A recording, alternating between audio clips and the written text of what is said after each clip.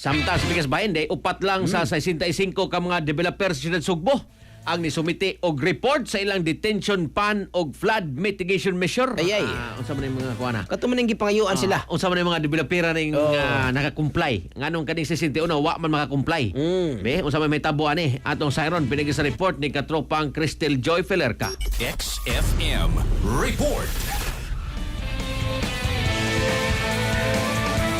Sa 65 ka mga developers sa South District nga gipadalan og suwat sa Cebu City Government nga mosumite og report sa ilang detention fund og flood mitigation measures, upat lang ang nisanong niini. Niadto pa untang Agosto 17 ang deadline. Apan ang nisumite, maulang ang La Paloma Subdivision niadtong Agosto 19, samtang pagka-Agosto 20 ang Monterrazas de Cebu ug Amari Residence ug ang Apple One pagka-Agosto 21. Matod ni Kenneth Ciasar, ang Chief of Staff ni Mayor Nestor Archival, nga ugaling dili gyud mo sumiti ang uban pang mga land developers, magpatabang na sila sa City Legal. Tungod kay ang gihimo niya is memorandum or letter, so perhaps atong tagahanog more teeth ato ipaagi og City Legal.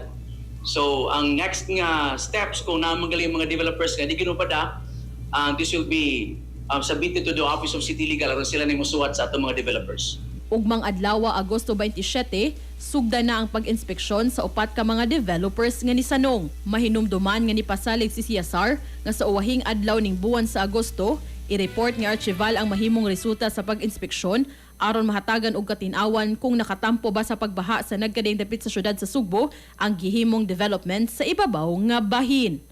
Para sa atong mga katropa nga gustong palig-uno ng immune system, malikayan ng ubo, hila na tabad sa ulo, di makahilab sa tiyan, ang Santhlone Vitamin C, the Alkaline Vitamin C maoy haom alang kanato mga katropa.